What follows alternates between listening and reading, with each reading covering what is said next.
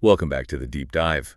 Today, we're trying to cut through, well, a pretty complex world, isn't it? Cryptocurrencies. It moves so fast, can feel a bit intimidating. Yeah, definitely. We've got this stack of sources you send in, articles, research papers, all sorts. And our mission today, really just to pull out the key stuff, the essential insight. Exactly. We want you to walk away with a real feel for what's going on, without getting totally bogged down on the jargon. Right, because this whole space is huge and it changes constantly. So our goal isn't just like listing facts, it's helping you grasp the core ideas, the big shifts happening, and why it all matters. So you feel properly clued in. Okay, so let's start unpacking that. For anyone sort of new to this, what is a cryptocurrency? Our sources are pretty clear. This isn't just, electronic money in your bank account. It's fundamentally different. The big one everyone knows is Bitcoin, right? Came out back in, 2008? Yeah. But what really makes it so different from, say, dollars or euros? Yeah, that fundamental difference is absolutely key. The really revolutionary part. It's decentralization. Basically, the complete lack of a central authority. No central bank pulling the strings. Right. Think about it. Our normal financial systems, even those new central bank digital currencies or CBDCs that governments are talking about, they're all about central control. Cryptocurrencies, they work on a totally different principle. Trust isn't in a bank, it's in the network itself. Okay, so decentralization is the core idea.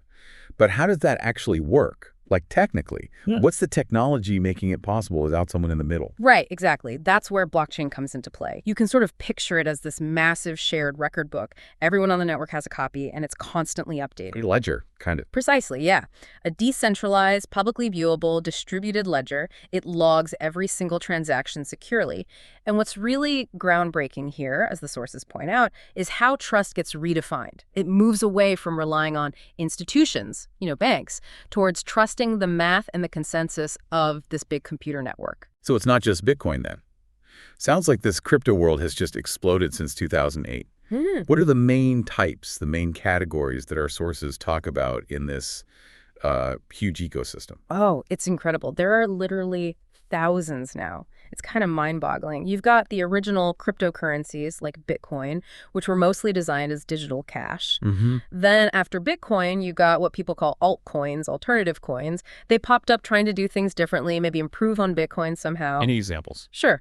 The sources mention Litecoin, often described as being faster than Bitcoin, or Monero, which puts a really heavy focus on keeping transactions private.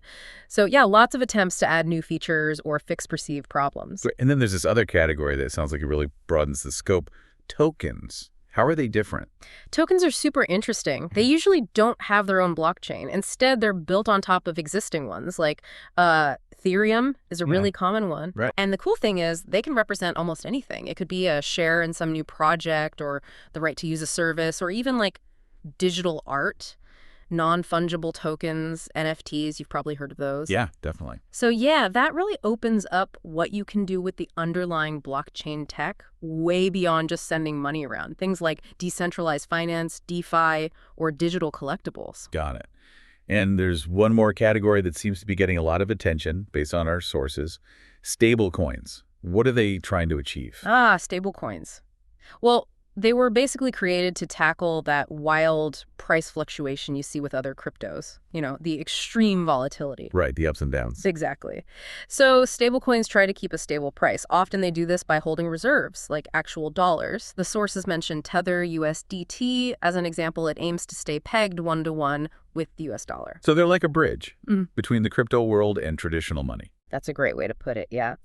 They act as a kind of stable anchor or a bridge within this often very volatile digital ecosystem.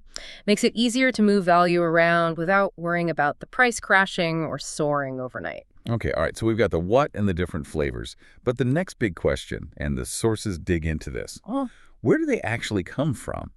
How are new coins made in this decentralized system? They talk about mining. Sounds intense. It is pretty intense, yeah. Mining, especially for coins like Bitcoin that use what's called proof of work, well, it involves these really powerful computers. They're all competing, basically racing, to solve these incredibly complex mathematical puzzles. A race. Yeah. And the first computer to find the solution gets to add the next block, a bundle of recent transactions to the blockchain. And here's the kicker. As a reward for doing that work, they get newly created coins. Okay, so that's how new Bitcoin gets created. Exactly. And the sources point out this dual function mining isn't just about making new coins. It's also the mechanism that secures the whole network. It makes it incredibly hard and expensive for anyone to cheat or tamper with the transaction history. It's this clever but very resource-hungry way to maintain decentralized security. And you mentioned resource hungry. That's a big point, right? The electricity, the computing power Well, involvement. absolutely. It's a major factor. Significant energy consumption, powerful hardware needed.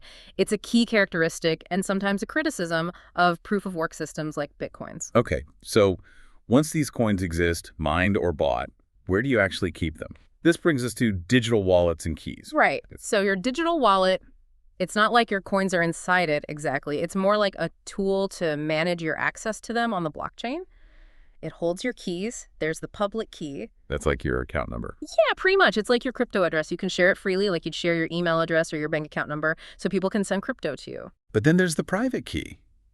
And the sources seem, well, almost alarmist about this one. What's the deal? Why is it so critical? It's absolutely paramount. Yeah. The private key gives you total ultimate control over your cryptocurrency associated with that public address.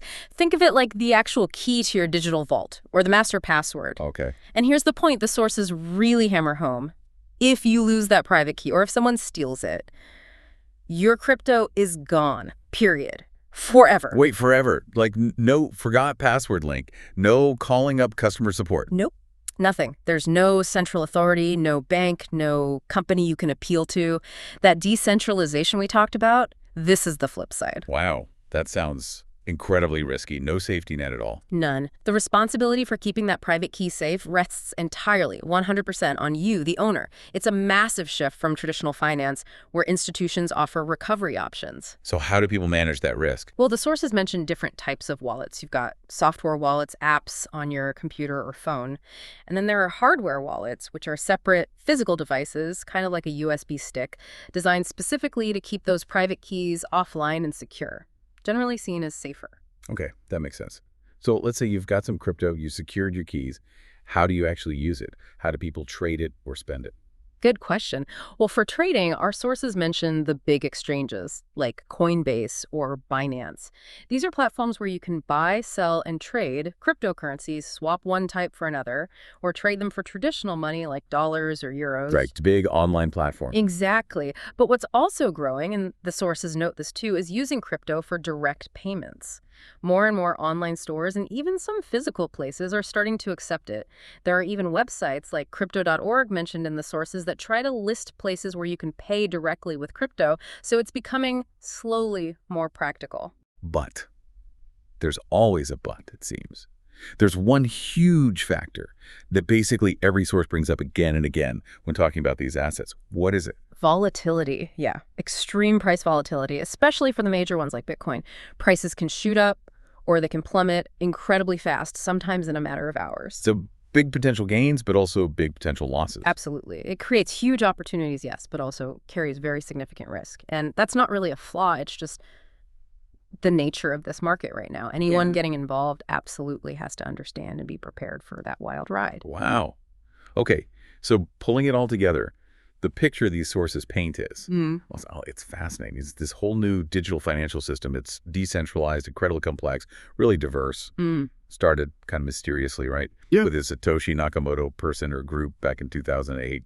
And now, thousands of projects moving at lightning speed. Yeah, it really is something. We've touched on how it rebuilds trust using cryptography and blockchain. We've looked at the different kinds of digital assets, the main cryptocurrencies, the altcoins trying new things, tokens representing all sorts of stuff, and those stable coins trying to reduce the price swings. Right, and the mining. And the mining, yeah, that clever but energy-intensive process, plus the absolute vital importance of digital wallets, and especially those private keys, self-custody being the name of the game, and, you know, the growing ways to actually trade and use them. And always that volatility hanging over. And always that volatility, yeah. It's both the challenge and, for many, the attraction. Definitely a lot to take in. A really complex and rapidly evolving landscape. So thinking about everything we've discussed, all these insights from the sources, especially that point about Satoshi Nakamoto being anonymous and how some coins really focus on privacy, here's something to chew on. Given this decentralized nature, this emphasis on user privacy, sometimes even anonymity or pseudonymity, like with Bitcoin's origins, What are the really big long-term consequences of these features? Decentralization, privacy, maybe even using pseudonyms. What could that mean for how we think about trust itself and how financial transactions work, globally in the future?